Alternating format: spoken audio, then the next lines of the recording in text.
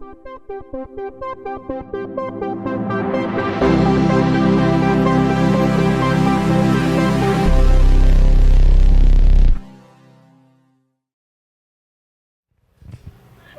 folks, we'd like to get things going for this evening. If we could all have you please sit down.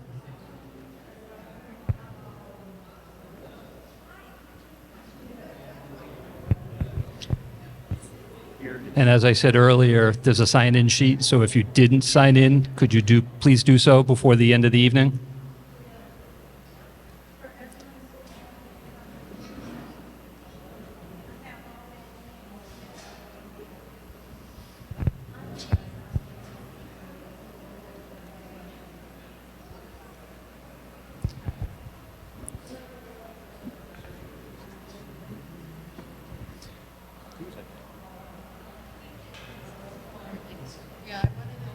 Okay, we're going to get things going here, if I could.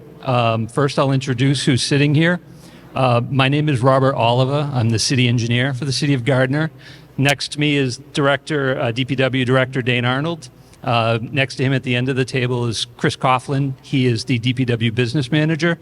And tonight making our presentation is Megan Gatto, Project Manager for us for Woodard and Curran. They're working on all the permitting and the design of the sludge landfill. So with that. Thanks, Rob. Can everyone hear me okay?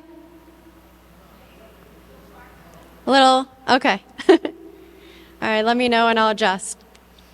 Hello and welcome. Today's meeting is about the Gardner Sludge Landfill Expansion Project. This is the public information meeting associated with the project's Massachusetts Environmental Policy Act, or MEPA, Draft Environmental Impact Report, or DEIR. It's currently available on the city's website for public review.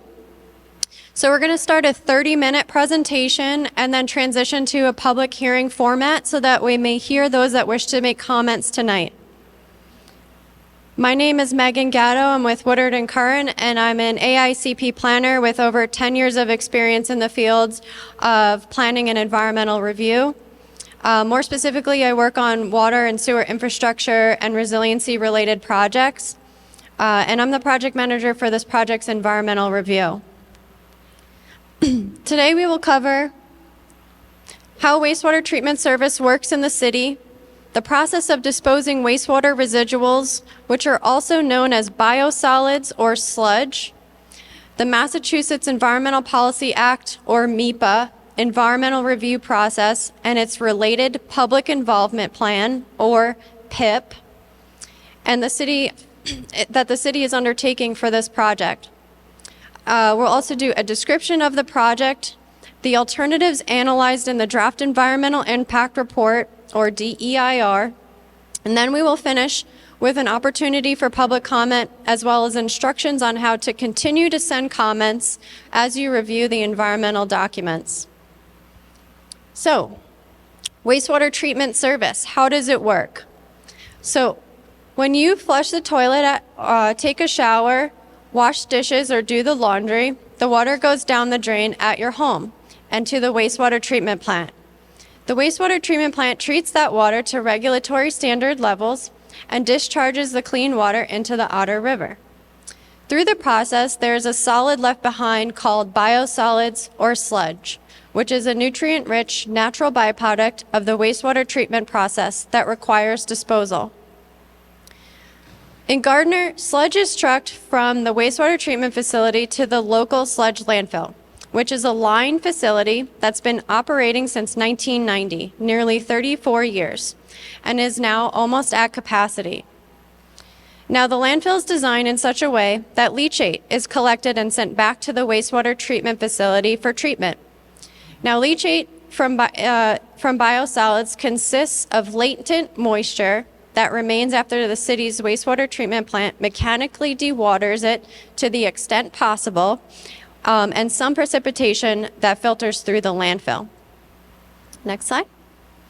So, wastewater residual disposal. What is the issue? Again, wastewater residuals are known as biosolids or sludge. It is currently projected that the existing sludge landfill will reach capacity between 2027 and 2030. This lifespan projection is based on the latest annual operations report. Capacity will be reached based on existing usage. Expansion is not needed because of added demand of service due to population growth or new development. So what do we do with our biosolids once we reach capacity? Well, the city needs an option to continue its wastewater services without interruption that is feasible, permittable, and cost-effective. And the city has been exploring various options since 2016. Additionally, the city seeks to provide the service of managing the city's wastewater in a manner that works to maintain a reasonable cost to sewer ratepayers, prevent raw sewage from contaminating local waters, and implement a solution that meets 2027 disposal needs. We also want to avoid the importation of sludge from other sources and converting the city of Gardner's wastewater treatment facility into a regional receiving facility. The sludge landfill expansion, as proposed, would meet all of these objectives and would fulfill the purpose and need of the project. If capacity is not expanded at the sludge landfill, one of the alternatives would be to contract with an off-site hauler, and sewer ratepayers could see a doubling of their current sewer rates. Later in the presentation, we will touch upon alternatives analyzed in the draft environmental impact report and review other environmental implications in addition to the cost of service of the project and the project alternatives. The biosolids market is interconnected, and sludge generated in one state are frequently disposed of in another. Thus, is it important to view the regional market as a whole rather than considering state by state or location by location conditions. The state recently looked at this issue for the greater New England area, and the Massachusetts Department of Environmental Protection recently released a study on the current and near-term destinations for Massachusetts sludge. The report noted challenges and potential disruptions in each method of disposal, particularly with evolving regulations and capacity limitations. It notes the options for managing sludge in the region are shrinking. The challenges faced here in Gardner are seen through this report as representative of the region as a whole, where there's an increase in disposal fees and a volatility to those disposal fees, and sludge waste being hauled to greater and greater distances. In this Mass DEP report, landfills are credited as providing an important option to the event that other disposal methods run into issues. And when landfills close, market demands lead to increased disposal fees and sludge waste is hauled to greater and greater distances. In 2023, sludge was hauled from 1 to 424 miles for further processing or disposal, with an average hauling distance of 96 miles. This Mass DEP study was reviewed in the development of the project's draft environmental impact report. In summary, the state plan informed the analysis of the DEIR and are aligned with its conclusions. Next slide. Now we will take a look at the Massachusetts Environmental Protection Act, or MEPA, the state's environmental review process, and where we are in that process, as well as the project's Public Involvement Plan, or PIP. Next slide. This slide shows the timeline of the project from when planning and analysis began to when the sludge landfill is projected to reach capacity. The planning and analysis for this project began in 2015, and various project alternatives were analyzed. This work was refined over a 17-month period and presented to City Council at a public hearing in September of 2016. Efforts then began on the sludge landfill expansion project's design, permitting, and environmental review. An environmental notification form, or ENF, was submitted to MEPA in December of 2022. Public comments were received by MEPA on that ENF, and MEPA issued a certificate requiring the preparation of a draft environmental impact report. Since then, the city has been working to develop the report and its analyses. As you can see, we are here tonight at the project's public information meeting. We anticipate hearing public comments tonight, updating the DEIR as necessary, and submitting it to MEPA at the end of the month. The state agencies and the public will then have a formal 30-day review and public comment period before issuing a MIPA certificate on the DEIR. As I said, the DEIR is already on the city's website for public review, so consider tonight a sneak peek before the formal process starts. We anticipate MIPA certificate on the DEIR when issued to explain next steps and what would be required for a final impact report or an FEIR. That work would happen concurrent with any necessary project design revisions, permit applications for approval to construct, and followed by project implementation. It is important to note that the project has been refined through the environmental review process to date. For example, early on in the process, nearby wetlands were identified during the Conservation Commission process, and the footprint of the landfill expansion was reduced. This is what the process is for, to ensure that the project considers its environmental impacts to the maximum extent practicable. The impacts found through the DEIR analysis are disclosed in the DEIR, and measures have been proposed to mitigate those impacts. If you're interested in seeing those, I encourage you to review Chapter 10 of the DEIR, which is on page 125 of the PDF if you navigate to the report online from the city's website. Furthermore, the Massachusetts Department of Environmental Protection, through permitting, will scrutinize the project and ensure before approval all environmental impacts have been considered and mitigated. In summary, there has been a lot of work completed to date, and it's important to stick to the schedule so that the facility can be constructed before the existing landfill reaches capacity. Next slide.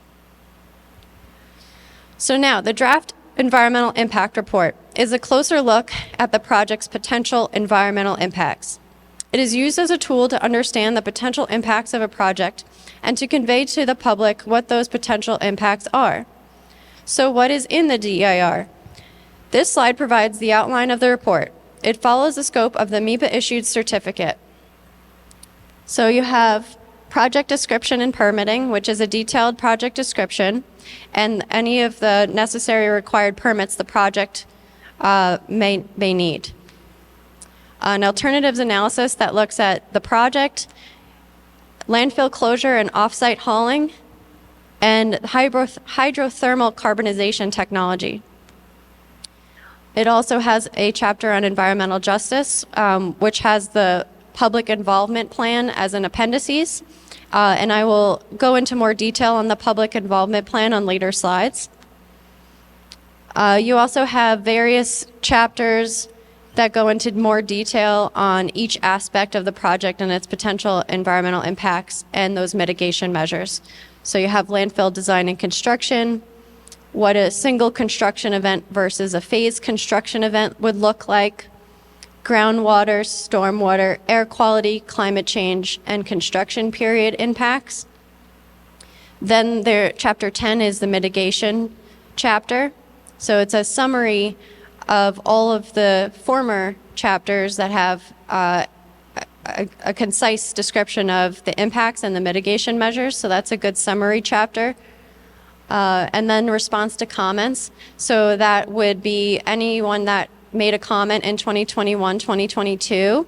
They have been cataloged and addressed in that chapter. And followed by a circulation list, so everyone that will receive notification of this project and when this draft document is submitted to MIPA.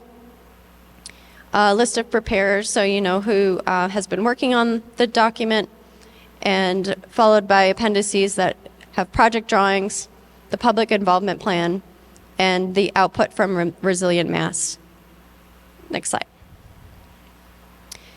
I would also like to mention that hard copies of the draft environmental impact report are available at City Hall, City Clerk's Office, Room 121, the Levi Haywood Memorial Library, and the Department of Public Works.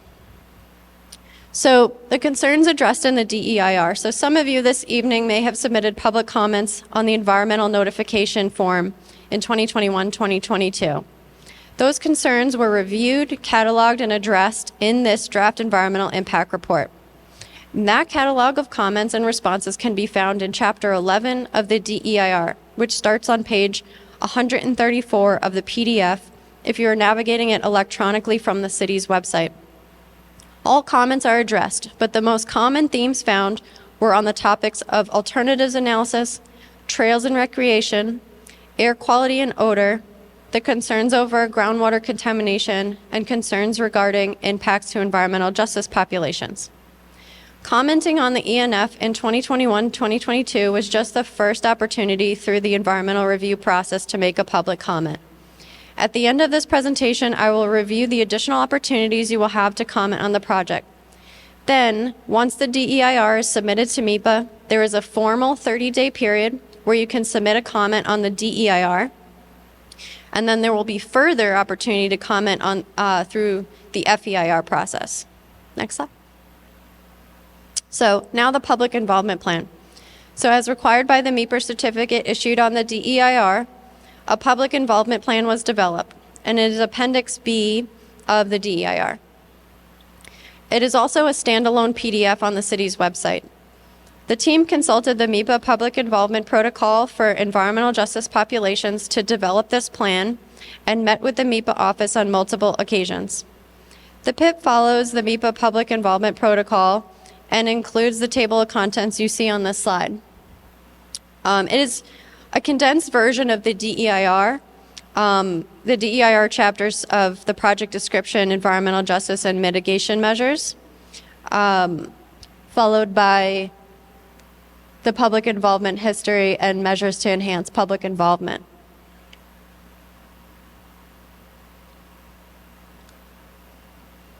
So I just want to be clear here that we're seeking your comment not just on the DEIR tonight, but this PIP as well.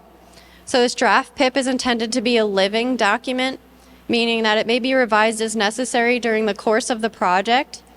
If revisions are proposed, the city will add the proposed changes to the online repository and will send notice of the availability of recommended changes to the email list. The draft PIP will be appended to the DEIR when filed with MEPA. However, will continue to be utilized and updated through the environmental review and permit process. Next slide. So this is where you can access the public involvement plan. Paper copies will be available upon request, and we're seeking feedback tonight on the PIP. If you do not wish to speak tonight, you can also email the team at slf@gardner-ma.gov. Don't worry if you don't get this information down now. I will have it repeated on the last slide, or I can leave that up during the public hearing portion of tonight's meeting. So now a little more detail on the project. For context, here's an aerial view of the location of the Sludge landfill expansion project as it relates to where we are meeting tonight. The black outline shows not just the proposed disposal area, but also the footprint of the access road and the stormwater best practice management features, or BMPs. Also represented here is the 1 mile radius from the project site, and that's in pink. Next slide. So the project would construct an 8.75 acre expansion to the city's existing sludge landfill, located at 850 West Street, immediately west of the existing landfill. It would increase the disposal capacity by approximately 276,500 cubic yards, which is conservatively projected to accommodate the city's sludge production for at least 17 years, or until 2044. The project would allow for continued sludge landfill operations as an extension of the western face.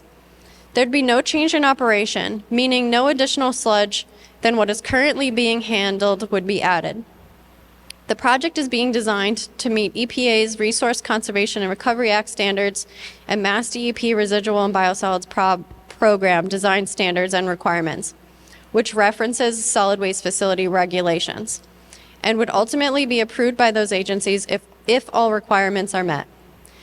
Construction of the project involves the removal of vegetation and forested area, then removing up to 20 feet of soil and regrading the project site to establish a subbase. The subbase will be a minimum of 4 feet above seasonal high groundwater elevation. The project would leave the remaining 102.2 acres on the project area undeveloped. The project area is 850 West Street tax lot, which is denoted by the red line. In summary, the project would meet the city's objectives, provide a reasonable cost to sewer ratepayers, and meet 2027 disposal needs. Next slide. So some of the features of the project to protect human health and the environment include a groundwater protection system that would consist of 5 impermeable layers, which would introduce redundancy into the system for enhanced protection. There would also be a leak detection system and a leachate collection and conveyance system, which will take water from the landfill back to the wastewater treatment facility for treatment. Next slide. The primary environmental concern for any landfill is contamination of leachate.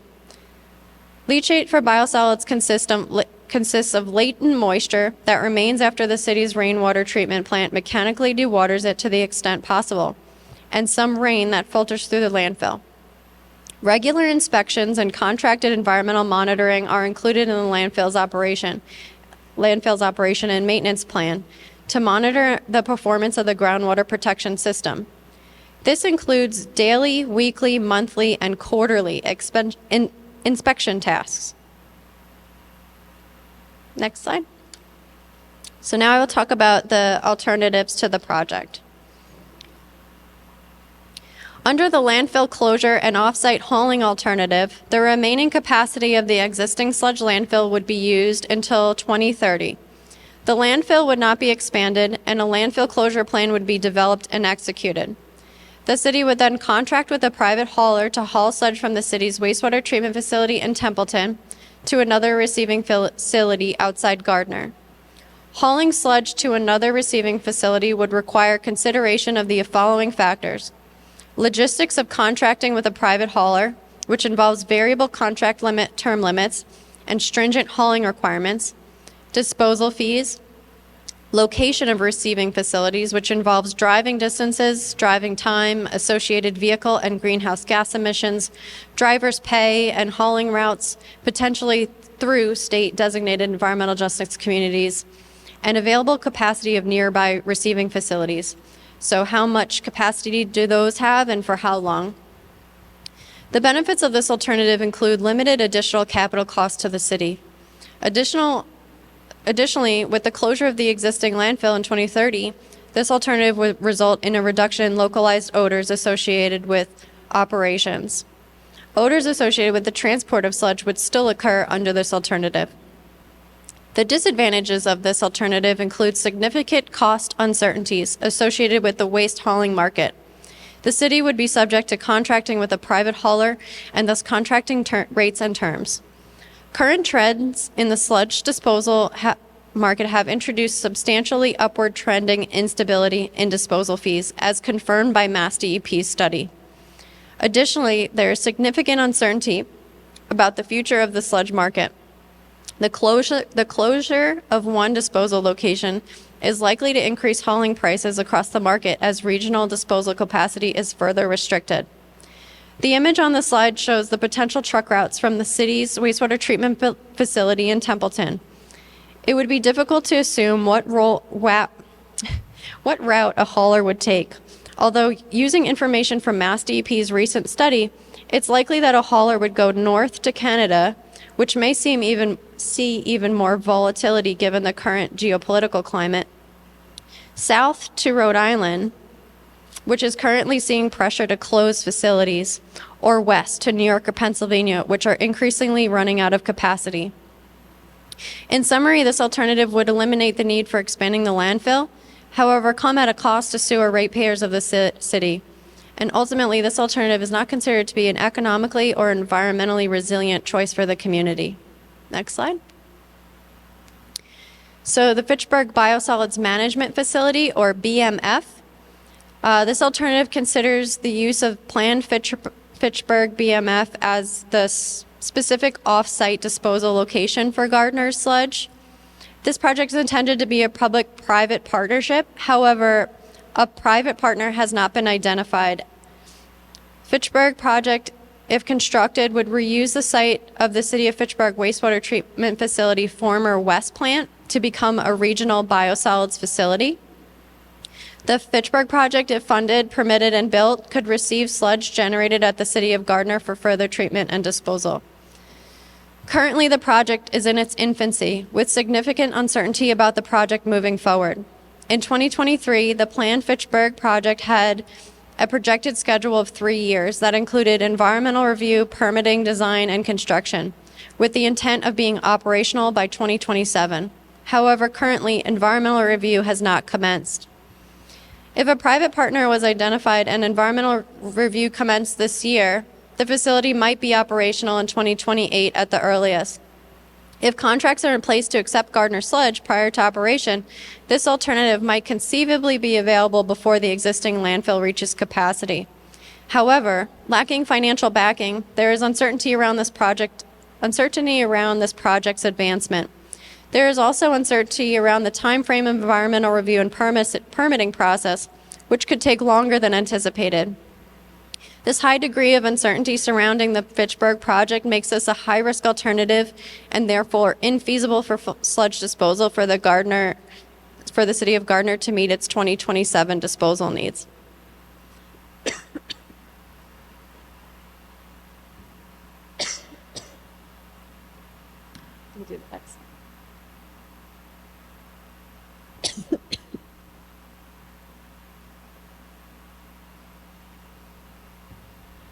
Excuse me.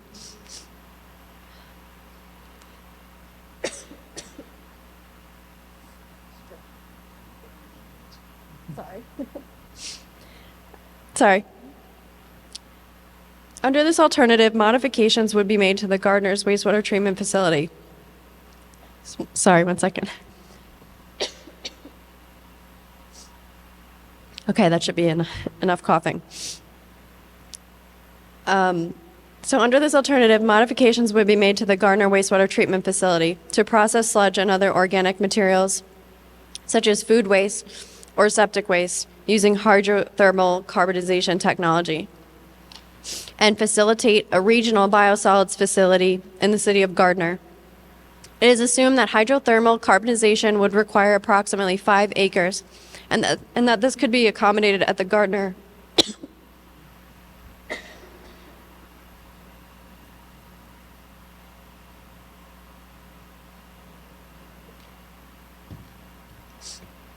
Excuse me.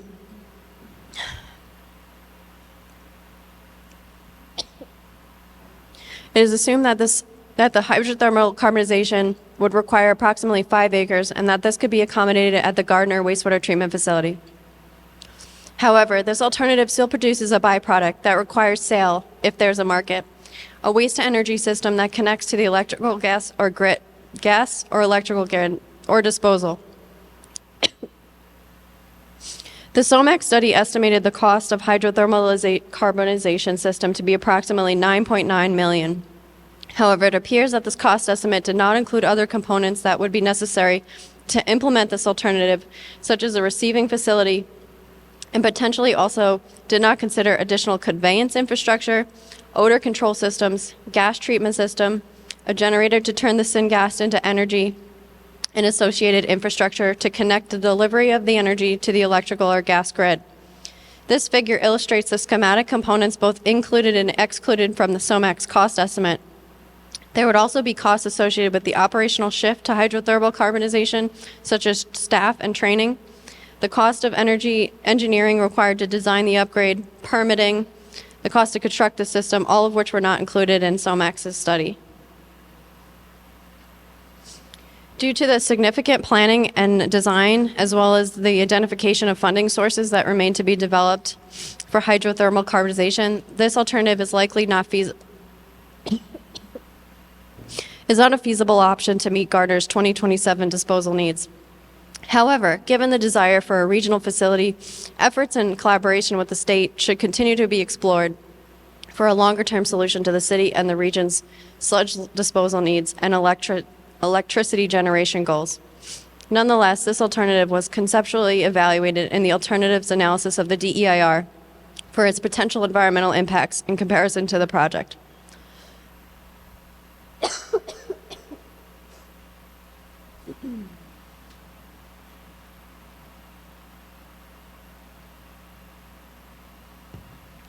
Sorry.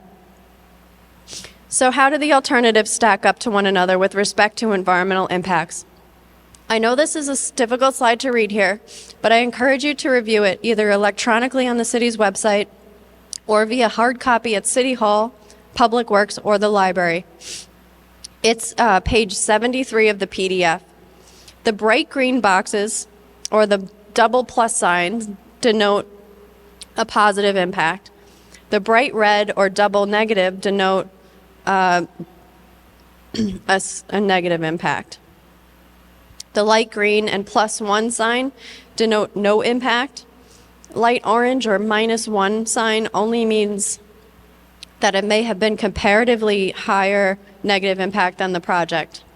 And the gray means that there is not enough information to determine an impact. This is the most succinct way to review the alternatives analysis chapter if anyone was interested in streamlining their review. So, opportunities for public comment. Again, the DEIR and PIP are available for review at the city's website now, which is ahead of the standard MEPA review period, which we anticipate beginning March 1st. If you filed a comment on the ENF or environmental notification form, please find it in Chapter 11 of the DEIR. Alternatively, you can email slf@gardner-ma.gov until February 15th. And as an alternative to email, you can call the Department of Public Works to ask questions or give comments at 978-630-8195. We anticipate filing the DEIR and PIP with MEPA on February 28th. If it is deemed complete by MEPA, it will be published in the Environmental Monitor, which will start the formal 30-day public comment period on the DEIR. So consider it a sneak peek of the documents with added review time for the public. Once again, once filed with MEPA at the end of the month, that's the link to make a formal public comment, and the documents are available on that city link right now. So now for the public comment period, the logistics for tonight's public comment, I'd ask that everyone please be respectful so that we may allow everyone to speak. Please limit your comments to 3 minutes. Please try to repeat what's been said or submitted so that we may hear from more folks. And we're here to listen tonight. So comments will be recorded and addressed in the DEIR and PIP. If there are a lot of process-related questions, we'll try to address those tonight or in an FAQ on the city's website following this meeting. If you do not wish to speak today, please provide written comments to slf@gardner-ma.gov. You can now start to line up at the podium for comment period. Thank you.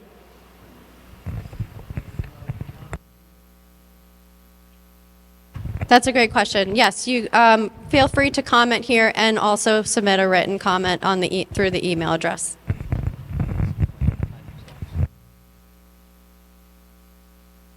When you line up at the podium to make a comment, if you could please identify yourself and before you start a comment. Thank you.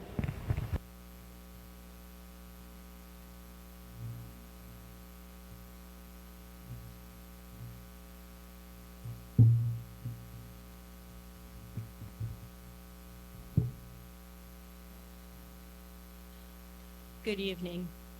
Can anyone hear me? Is anybody out there?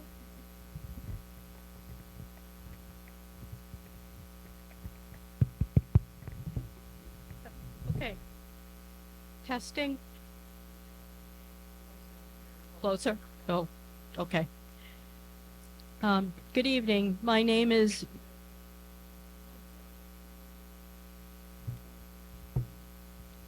Good evening. My name is Mary E. Marsh. I live at 150 Acadia Road here in Gardner. And I'm here tonight to voice my opposition to the City of Gardner's proposed expansion of the Sludge landfill. I'm sorry. I'll yell. Is there a...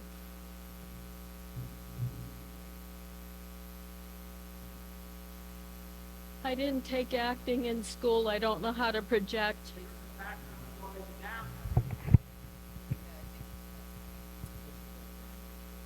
Oh. Okay. Thank you.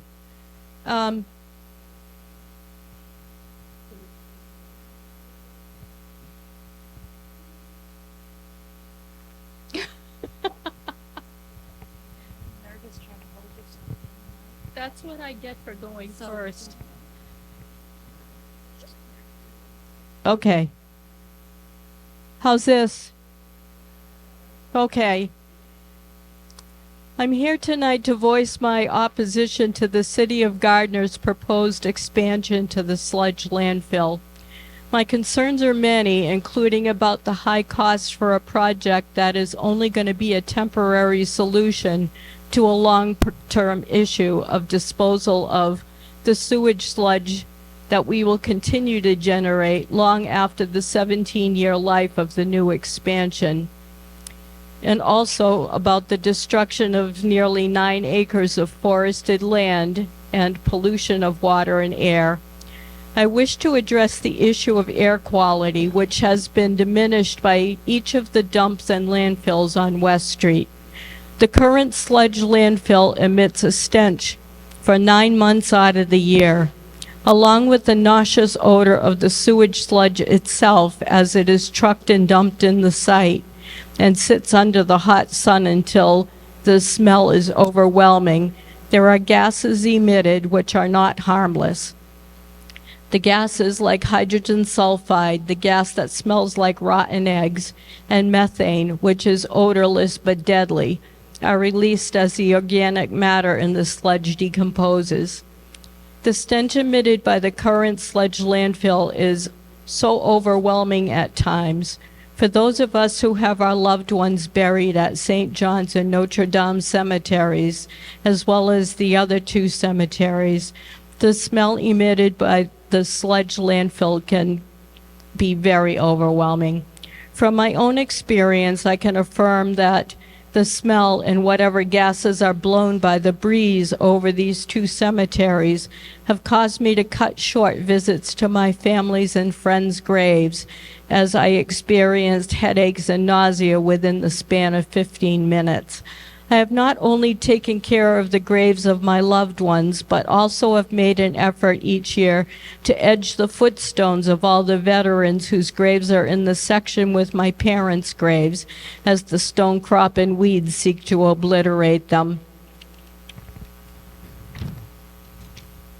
I am unable effectively to do this when I'm feeling ill from breathing in the foul breeze that comes from the Sludge landfill.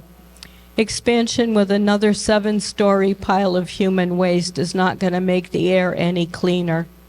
Beyond the noxious odor at the cemeteries, the breeze carries the smell of sewage throughout the nearby neighborhoods, including mine.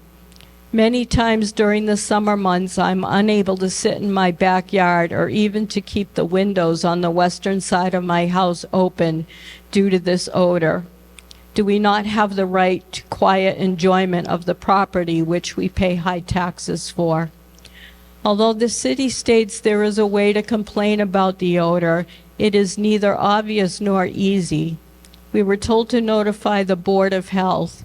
On one occasion, the woman I spoke with informed me that they do not take complaints. I was directed to notify the company that we apparently pay to manage the landfill. None of my efforts to reach a person at Violas were successful. If the city says that they have received no complaints, perhaps this is why.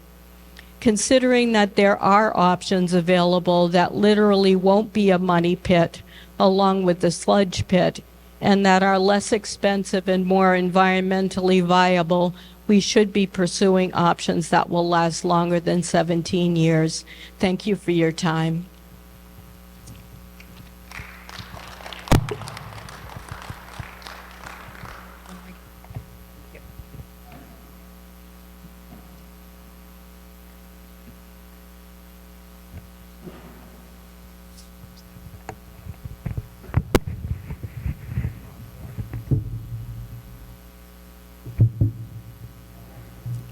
Good evening. Jeff LeGros, resident, 59 Fernwood Drive, here representing myself as a resident Thank you for the presentation. I just would like to say that the smell that emanates from the sludge landfill has gotten better over the years, and everybody knows that, to changes in management. But even as recently as the last couple of years, I live a mile away, and you can smell it where I am at my house once in a while. It's very seldom now. It used to be much more frequent. But I wonder if the site were to be expanded, would that be worse? The other thing I think is, with all the great things that Gardner's doing over the last few years, the city's really starting to gain a reputation of a place that people want to be again, and a place that the people that live here can be really proud of. And in particular, all the improvements with the downtown. A lot of people are coming to Gardner as a destination now and wanting to be here and visit it, and are impressed with all of those things. I can't help but wonder if, with a larger sludge landfill just down the road, if that smell is to emanate, if that might have some negative implications on all the positive things that have happened in recent years that are a real benefit to the city. Other than that, the only thing I can say is that I encourage the city to look at every alternative. I won't oppose one or the other, or advocate for one or the other, because I'm not an expert on any of them. However, what I do know is that landfilling sludge is one of the most primitive of the methods, and that very few communities are doing that now, statewide or nationwide. They're looking at other alternatives. So when there's an alternative to potentially produce clean energy, which then provides you with another resource from what's left of a resource that we're using, right? I think that trying to produce clean energy is a wise thing, right? Because that makes things more affordable and more sustainable for the environment. And there's nothing more important than the clean air, clean water that we drink. And our soils are a big part of that, and our groundwater. The only question I had with the presentation, the site that was shown, is that the existing or former sludge landfill or water treatment facility, I should say, that was in West Fitchburg? Where the paper mills used to send all of their wastewater and sludge in Fitchburg? Yeah, okay. Right, I thought so. So there seemed to be a lot of uncertainty or a lack of confidence in that site because there are some unknowns associated with it. The only thing that I thought of when looking at that is that that particular site was built to handle the wastewater of all of the paper mills in West Fitchburg and sludge from those facilities, right? And there was probably a lot of uncertainty when that was built around whether or not it could make any difference, because if anybody here knows or remembers, at that time, you could smell the Nashua River before you saw it. And on some days, you could probably smell it from up here in Gardner. And when you could see it, it ran in several different colors, kind of like the colors that were on the big graph that you put up, the rusty browns and the yellows and the greens and even deep reds. So the Nashua River was a horrible environmental catastrophe, full of sludge that was then treated by that same site that you showed, a different treatment plant. But that treatment plant then for many, many years treated the wastewater that came out of those paper mills, many of them, a high concentration of paper mills, and released for many years clean water to the Nashua River. Now the Nashua River runs clean. So I would give some thought to having a little more confidence in the ability of the city of Fitchburg and their project to take on the next level of technology for water treatment, because they've proven themselves in the past by doing it once before. And that's really all I have to say. So I encourage the city to look at all of these alternatives and make good decisions. Thank you so much. Have a great evening.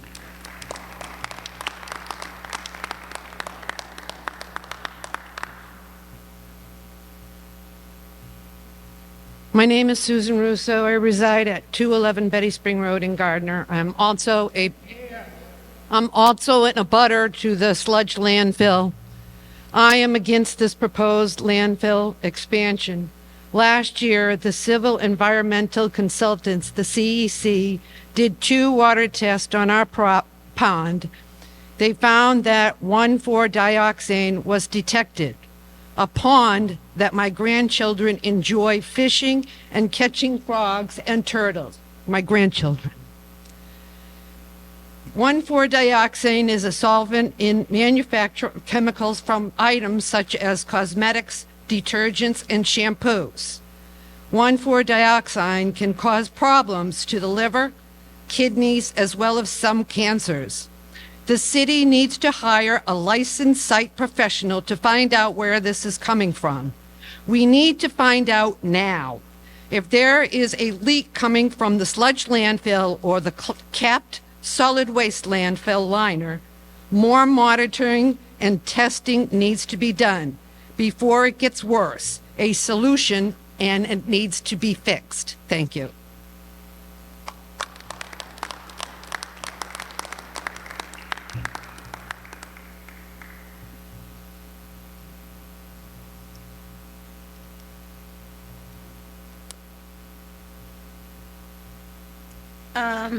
Well, I was gonna, oh. I'm Deb Alley. And, I was going to be speaking about the.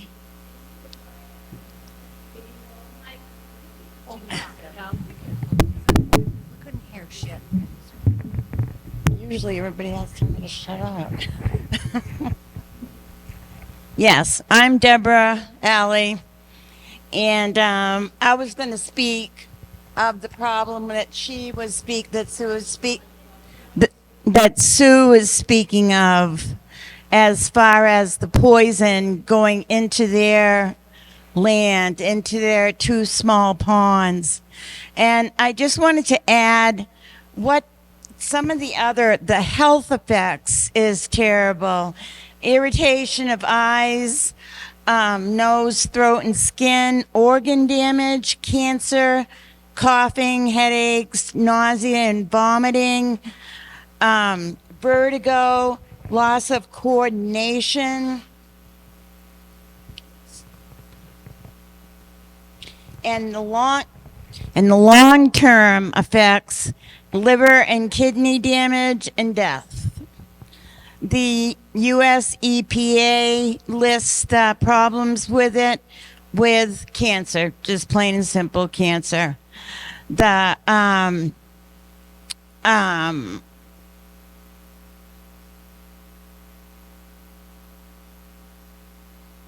can't read my own my own writing. Another one, likely cancer, and in children, which really this really was scary to read. In children, they can get cancer from the moment they're conceived if the mother is drinking this water. So my main concern is the poison that's getting in there, and having some good testing done by professionals.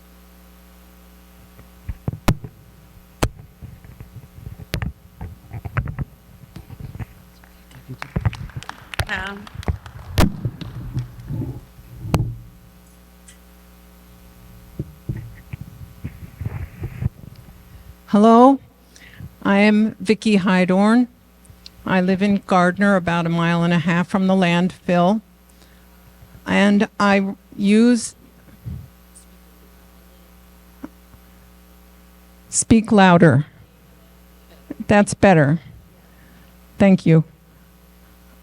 I use a wildlife conservation area for my recreation, and it is dangerously close to the current sludge landfill, and expanding in that direction will tear out pristine forestry that is supports the wildlife. I am also aware that the Millers River watershed is below this area, and any leaks that could possibly happen will affect the water supply not only of Templeton, but also anyone fed by the Millers River watershed. I oppose the expansion of the current sludge landfill. Thank you.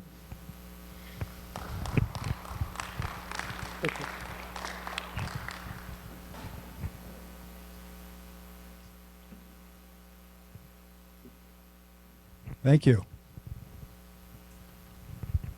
Can everybody hear me? Wow, this is bad. Can everybody hear me? All right, we're going to start real loud. Thank you. My name is Alan Russo, 211 Betty Spring Road, Gardner, Mass. My property at 500 Notre Dame Road abuts the Sludge landfill site. I am opposed to the proposed Sludge landfill expansion project for a number of reasons. This is not the best or even an acceptable solution for Gardner at this time. The Sludge landfill expansion is a poor financial choice for the city. It is all cost and no revenue. The Sludge landfill is a money pit. The Sludge landfill is a liability for us and for future Gardner generations. We need a solution that will generate some revenue, or at least not create another liability for the city. We need another revenue source to counter the impact of rising municipal water and wastewater infrastructure costs. Without another source of revenue, ratepayers will be the source Without another source of revenue, ratepayers will bear the full burden of the cost to maintain our water and wastewater infrastructure. Ratepayers are Gardner residents and businesses. The Sludge landfill expansion plan is an all-at-once build-out rather than a phased manner. The Sludge landfill expansion requires substantial capital investment that will lock the city into a non-revenue generating sludge management solution for 17 years till the year 2044. After 2044, there will be closure capping costs. After closure, there will be post-closure monitoring and maintenance costs forever. Then, in 2044, Gardner will need another investment for another sludge solution, hopefully a sustainable and environmental friendly sludge solution at that time. We don't need to wait till 2044. We have recently seen the high costs of the maintenance incurred at our now closed municipal solid waste landfill off West Street. The city this year will be spending a total of $814,000 per 2 city contracts for repairs due to erosion in stormwater swales, damaged monitoring wells, and a failing leachate pumps. Future sludge landfill infrastructure failures and potential off-site contamination are a liability to the city. Alternatives are currently being utilized or planned by other communities. For example, Boston's Deer Island and Greater Lawrence Sanitary District, GLSD, are large-scale facilities that process sludge in anaerobic digesters that generate biogas for electricity. There are no sludge landfills for Boston Sludge. None. According to the recent Mass DEP PFAS and residuals management study, there is significant interest in advanced biosolids processing technologies, and there is reason to be optimistic that a number of projects will advance in Massachusetts and elsewhere in the 5 to 10 year window. Gardner Sludge Landfill will reach capacity in 2 to 5 years. An interim, short-term haul away solution must be utilized for the next few years as sustainable, better opportunities are available for Gardner. Rather than locking Gardner into a 17-year money pit, we need to focus on solutions that will generate revenue and at least not generate long-term liability for the city of Gardner. We've seen 2 such alternatives presented tonight. In March of 2023, Gardner received a study from SOMAC Circular Solutions, headquartered in Pennsylvania. The study was for a small regional hydrothermal carbonization facility that would generate revenue through tipping fees and generation of electricity. The financial model projected a positive $7.7 million positive 7.7 million in 17 years and 10.9 million in 20 years. The city of Fitchburg is planning an advanced biosolids management energy facility. This is a regional sludge management facility that will generate revenue and benefit the city of Fitchburg. The facility will provide competitive rates for other communities, especially nearby communities like Gardner.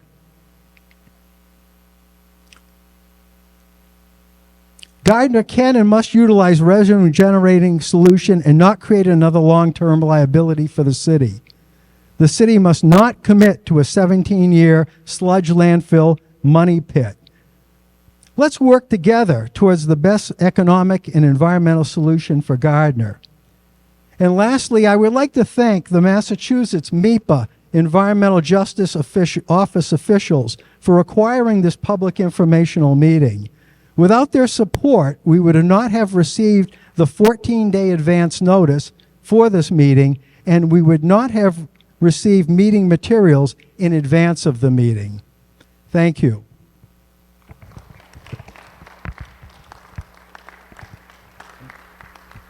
I'm not sure how it goes.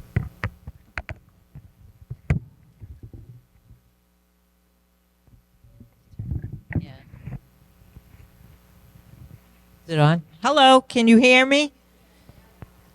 What every other speaker said. I agree. I don't oh, sorry, yeah. I had everything written down, but out of respect for your time and your wishes, I'm not going to repeat what the previous speakers made, that I agree with what the previous speakers said. I'm just going to say it. My name is Terry Griffiths. I'm a resident of Templeton, Mass, and currently serve as a member on its select board. Yeah, so again, I concur with the first, second, and third, fourth speakers. They all speak to me, but I'm here specifically to, I'm going to the end, so forgive me. As a state of the art, as your expansion plans might be, consider what is happening at your current location, to which there are no specific answers. Currently, there are 2 monitoring wells up for repair. Currently, there are 33 exceedances according to state standards. Currently, there is no plan in place to make Templeton aware of these or future problems. To my knowledge, the expansion comes within 0.48 miles of our Otter River, which has 2 Zone 2 public wells and several private wells. Myself and a host of Templeton residents want to know, should our wells get contaminated now or in the future, is Gardner going to pay to replace them? Is Gardner prepared for a class action lawsuit should the sludge landfill be found responsible for river contamination problems going west? Your proposal is all well and good, but the proof is in the pudding. With 2 broken monitoring wells and 33 state exceedances, this expansion is sure to follow suit. Please heed the Mass DEP as they have found that this is definitely a problem throughout the state by seeking an alternative, sustainable solution. I'm against this plan and this expansion.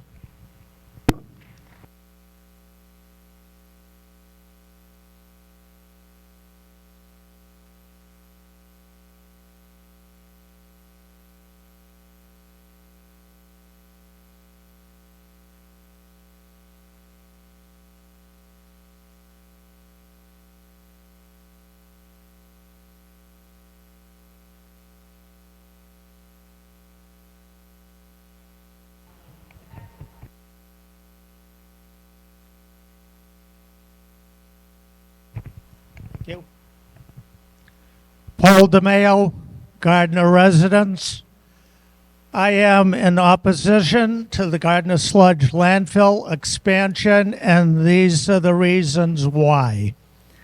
The present sludge landfill has been a disaster and not properly monitored and managed.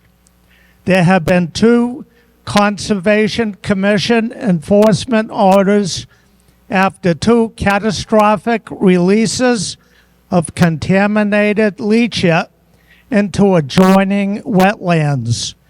These wetlands flow directly into the Otter River. The Stormwater Management Plan, managed by the EPA and DEP, has failed. DEP has investigated twice, but has taken very little action in protecting public health.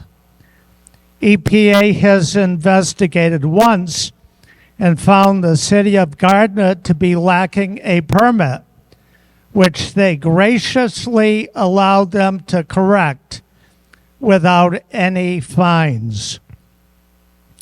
Upon the sludge landfill expansion in height, a pond was created around 2020, and in the fall of 2024, there was a breach of this earthen dam, and leachate, here again, released into the adjoining wetlands and pond of Alan Russo. The Stormwater Management Plan is 41 years old and dates back to 1984. It is time for it to be revisited. 1,4-dioxane has leached from the closed landfill, and most probably the sludge landfill, though Gardner's DPW director, Dane Arnold, won't admit to it or test for it. The suspected carcinogen has poisoned the wetlands and pond of Alan Russo, an abutting property owner. 3 generations of the Russo family have now been exposed to what is believed hazardous carcinogens. 1,4-dioxane is above DEP safe drinking water levels and yet to be addressed by the DEP and Gardner Board of Health. The Gardner Board of Health has been very lax in protecting the public health and that of the Russo family.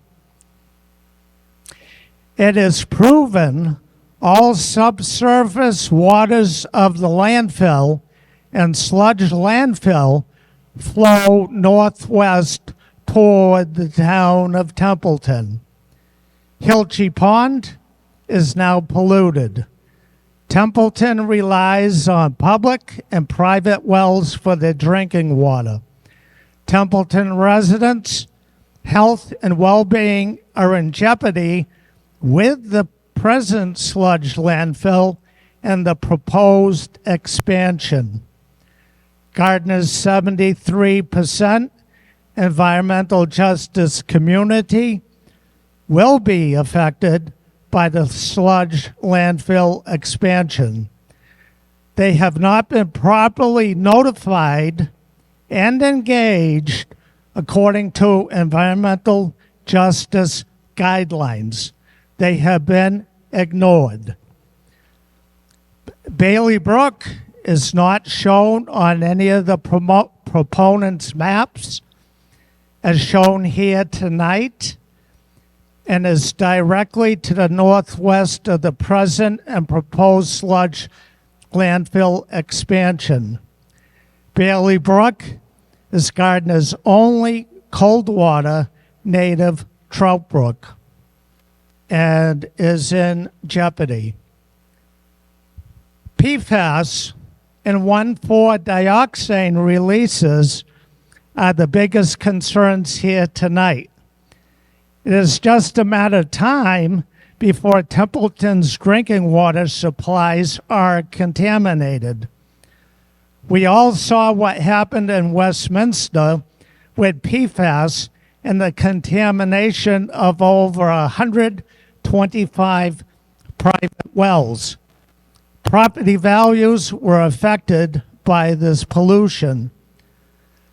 Do we learn from our mistakes, or do we keep making them? Fitchburg's anaerobic digester is in the planning stages, and the perfect solution to Gardner's sludge disposal. We need to focus on a regional solution to the disposal of sludge and be forward thinking. The timing is right. And I've been in contact with the Fitchburg mayor. She does inform me that the process of developing this facility is moving forward.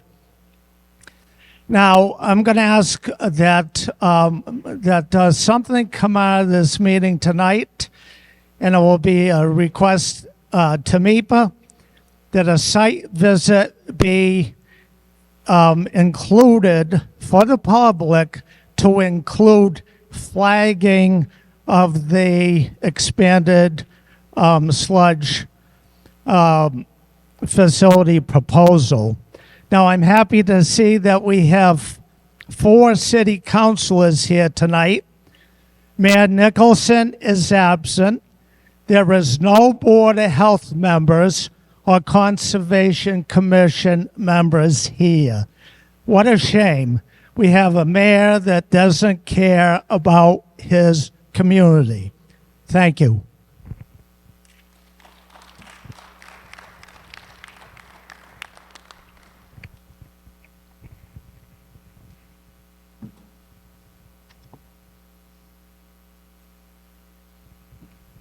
Can everyone hear me okay?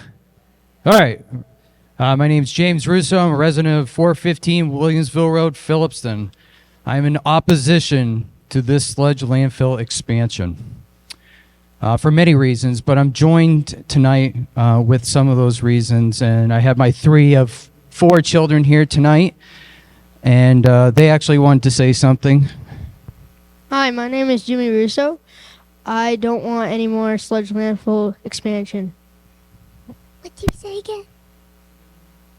My name is Rachel, and I don't want a big sludge landfill. Joseph. Thanks, Joseph.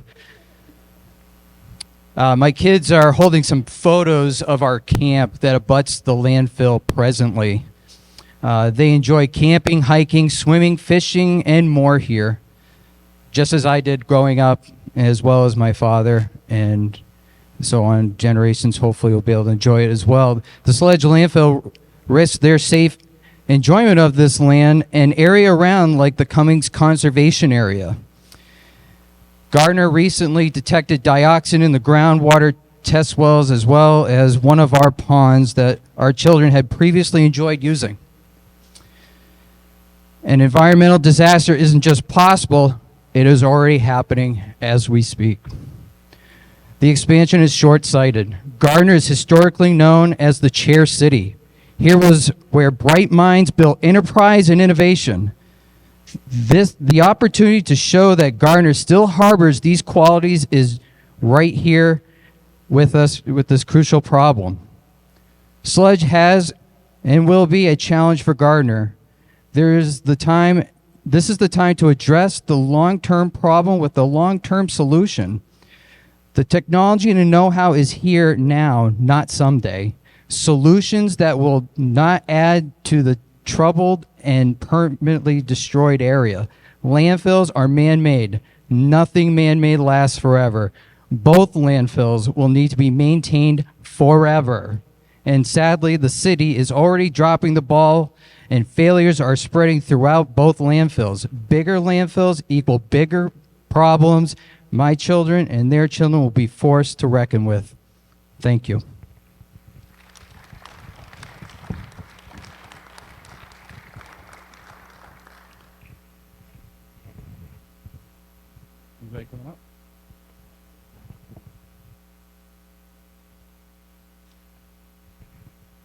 Hi, without David Peabody, 3 Jackson Park. David Peabody, 3 Jackson Park, Gardner, Mass.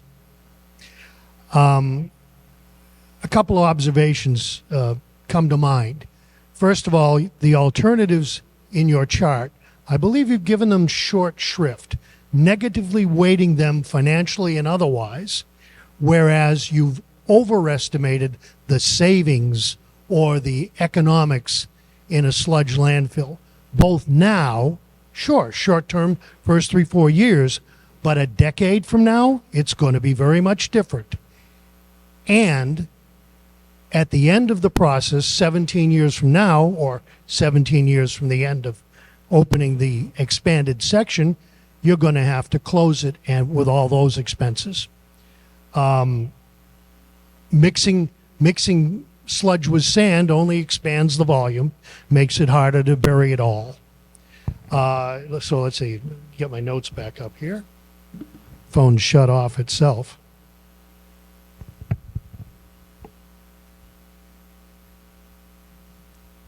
Midden piles or dung piles have been generally located downwind, not upwind, from civilizations when they were built throughout all of history.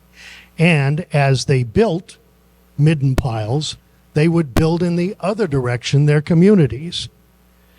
Babylon did slightly better. They would collect all their refuse, their sewage, and pipe it out into the desert where it could dry up and be gone. They didn't dump it back into the Euphrates, or in our case, overages go back into the Otter River no matter what we do. I understand the containment will be good, but why are we still pursuing, with respect, a ancient technology solution when we have other technical solutions available to us? I realize they may be a little bit more expensive, but again, I think your analysis far advantages the sludge dump and does not give proper weight to the technological solutions. Thank you.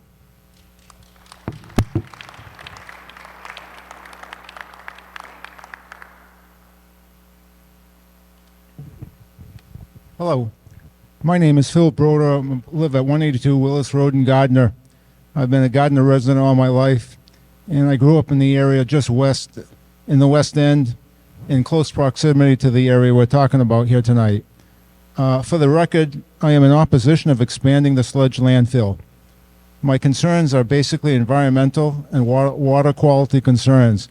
I won't go into all the details. I agree with a lot of the comments that were made here tonight by all these folks that showed up on this cold night. But, you know, that whole area, there's a lot of brooks and rivers that run through that area. There's the considerations of Gardner's residence wells and what is the impact of the town of Templeton's primary public well that's a very short distance from the proposed expansion. The other item is the odor from the sludge that is already a chronic issue. I know I experience this when I go to the cemetery to do maintenance.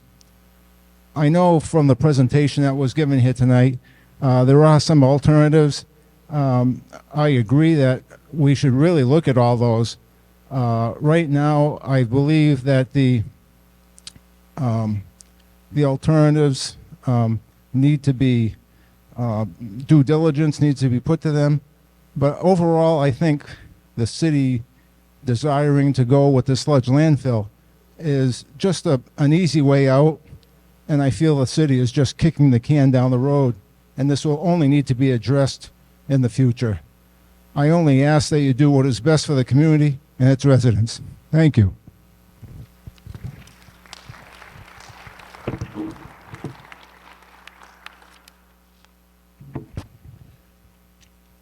My name is David Antea, and I live at 444 Stone Street in Gardner. I am not in favor of the proposed sludge landfill extension. When reviewing the alternative chart, slide 24 tonight, how did you make the decision that the hydrothermal carbonization option was not feasible when you have sections that state more information needed to determine impact? Two of those sections on the alternative chart that I would like to comment are, first, the wetlands, waterways, and tidelands, and secondly, transportation. Under wetlands, waterways, and tidal land, for the sludge landfill extension, you have mitigation measures proposed. For hydrothermal carbonization, you state more information is needed. How can you make a comparison and a decision about the impact on wetlands, waterways, and tidelands on the alternatives without data, especially when you are completing an environmental impact study?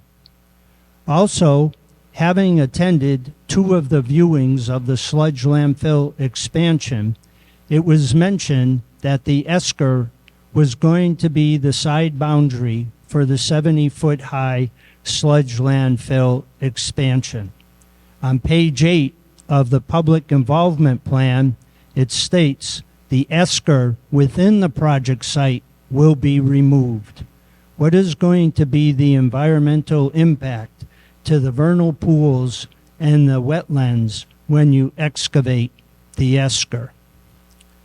Secondly, transportation. Under transportation, for both the sludge landfill expansion and the hydrothermal carbonization alternative, it states impacts to transportation are not expected to occur. For the sludge landfill expansion, you mark a plus, and for the hydrothermal carbonization, you mark it a negative with the comment, comparatively more traffic effects than the project. Specifically, what are the more traffic effects that you are anticipating when comparing the project to the hydrothermal carbonization alternative? It seems that you do not have complete data to base your decision on whether or not the hydrothermal carbonization would be a better long-term solution for handling our sludge than the short-term proposed sludge landfill expansion. I would suggest that more data be collected about the hydrothermal carbonization alternative so a valid comparison and decision can be made between the proposed landfill extension and the alternatives. Thank you.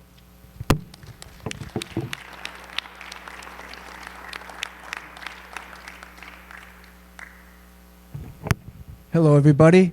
Scott Graves, 69 Lakeview Drive, Gardner, Massachusetts. I feel like I'm having deja vu right now because none of us would be here right now if it wasn't for 2015. Now, in 2015, I was on the city council. In the executive department, which you see before you right now, all these people work for the executive department. They came to the city council and they said, we're in trouble. The sludge landfill, we're at capacity. We only have a little bit more time. We've got to expand. 2015, Dan, you're going to correct me if I'm wrong, because maybe I get some facts wrong. It wouldn't be the first time. So this was 2015. I was one of the idiots on the city council that voted, okay, let's do the expansion because we got the same song and dance you're seeing now. Money, money, money. Now the executive, these guys work for the mayor. The mayor's not going to do anything that's going to be more expensive because that's going to threaten his chances of getting reelected. It's just politics. Now, in a situation like this, you hear from one side only. There's not another side. There's no pros and cons. Like if you go to court, you get a plaintiff and you get a defendant, and they each, in an adversarial process, they each say that their piece. Here, you're only going to get one side of the story. So they're going to give you a presentation, as they did in 2015, to make you believe that there's only one viable solution to the problem. And it's money, money, money. And they're going to make some of the other people picked up on this. They're going to make all the other possible solutions undoable and unviable because of money. Because let's face it, if this wasn't the easy way to go money-wise, we wouldn't be doing this. It's a stupid idea, and it's ridiculous. I mean, if this was Lexington or Concord or Dover or Wayland, they'd be saying, "What idea are you coming up with? This is crazy." So anyways, in 2015, we heard that the sludge landfill was at its capacity. We got a vertical expansion after that gave us, I guess, 2 or 3 years, we heard from Dane. Now I'm hearing that it's going to last till 2027 or 2030. So should we be concerned that this is overflowing now? Like, where is everything going?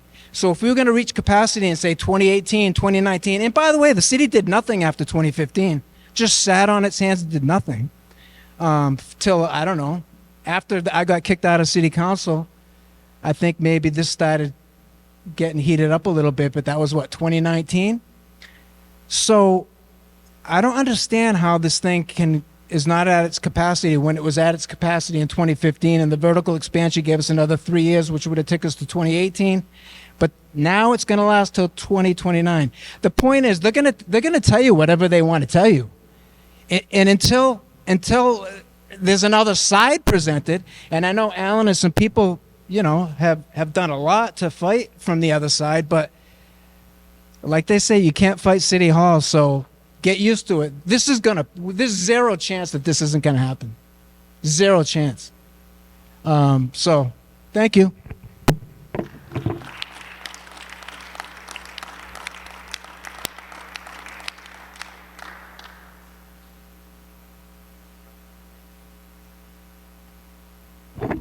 Good evening. Everybody hear me? I'd like to know, all the 4 of you up there, if you raise your hand, how many of you within 1 mile of the toxic sludge landfill that you live there? That explains a lot. If you were there or your families lived there, you'd have a different outlook on that. And these people here are here for the fact of the benefit of their health, their well-being, for themselves, their families, their neighbors, their animals, their pets. And they worry about a lot of that stuff. And you worry more about the fact of the money, just as the gentleman previously said. It always comes down to money. I'd like to have every one of you up there look at these people back here behind me. Look into the eyes. Try to convince them the fact that this proposal you're trying to do is in the best interest of their benefit, period. There are different alternatives out there to do, and you know that. You choose not to do it because typically it's politics and it comes down to money. These are the constituents behind me, are the people that vote for the people in the town, the mayor. Why isn't the mayor here? Apparently it's not a big thing for him. I don't know why, but he should be. Apparently the people voted for him. Who knows? But when it comes down to it, these people back here, their lives and their livelihood are more in tune to the fact of what they need, and these people are woken up. They understand what's going on in the world now, and they know what's going to go on behind the halls of City Hall. So you best get straight and keep these people in mind of the best interests of what they need to do. And I, along with everybody back here, oppose a sludge landfill. So do the right thing. Thank you.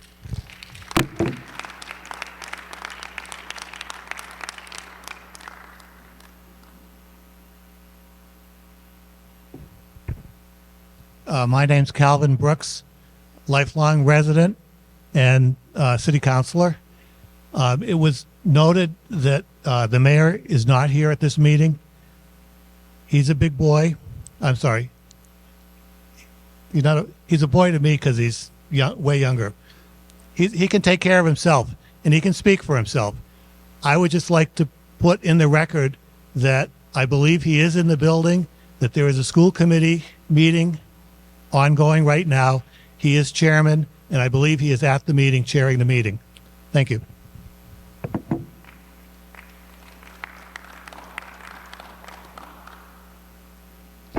I'm Tom Russo. I grew up in Gardner, in the Gardner area my whole life. I'm like all the other Russos, right next to the property, playing in a pond. My 2 young kids also play in the pond.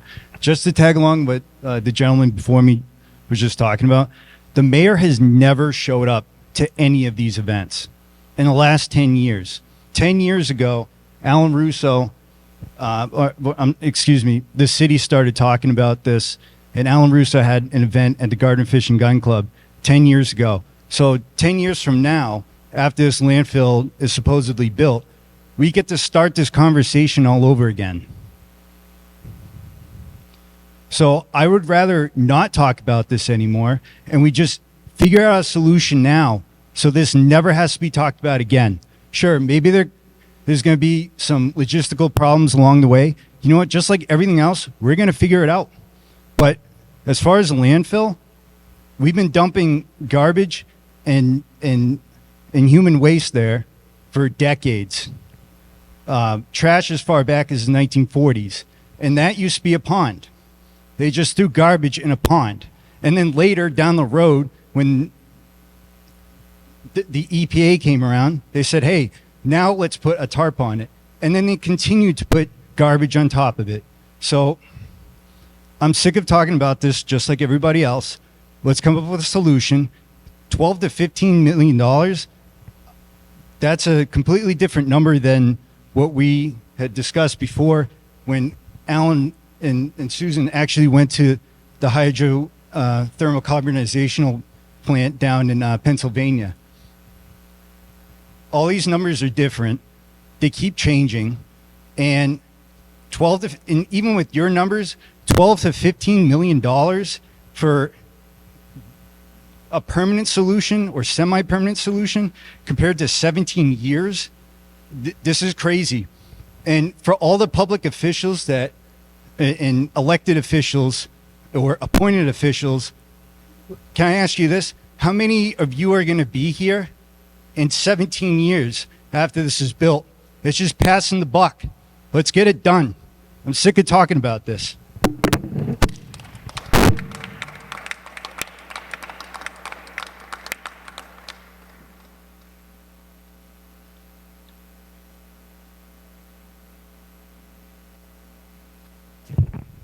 Hello, my name is Erin Kewell. I live on Pearl Street. I oppose this sludge landfill.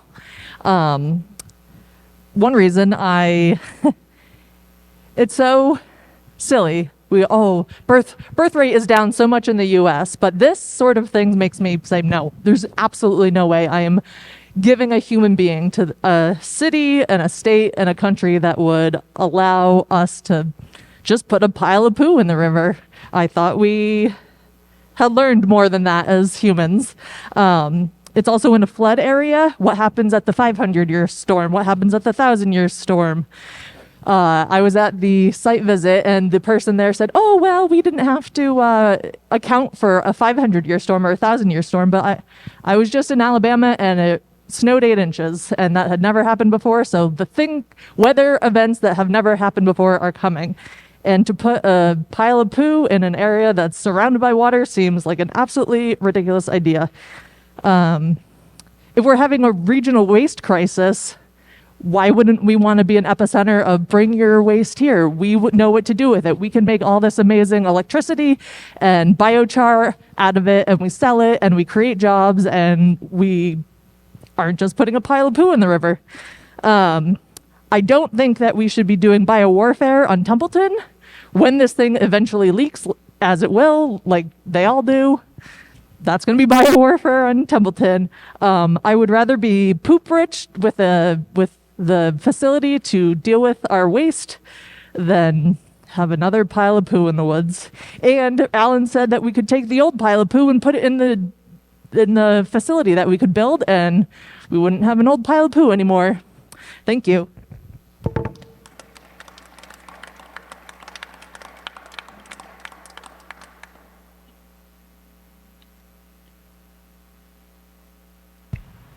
Is there anyone else that would wish to speak?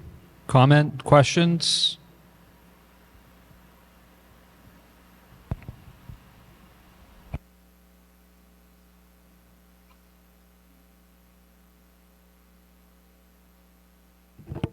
Good evening. I'm Robert Shepard. I live at 496 West Street in Gardner. And I'm opposed to the expansion of the sludge landfill, which I feel is nothing more than a human waste burial site. I've had to put up with the smells and the problems at the present site for years, and I can't imagine what it'd be like if we expand it. Thank you.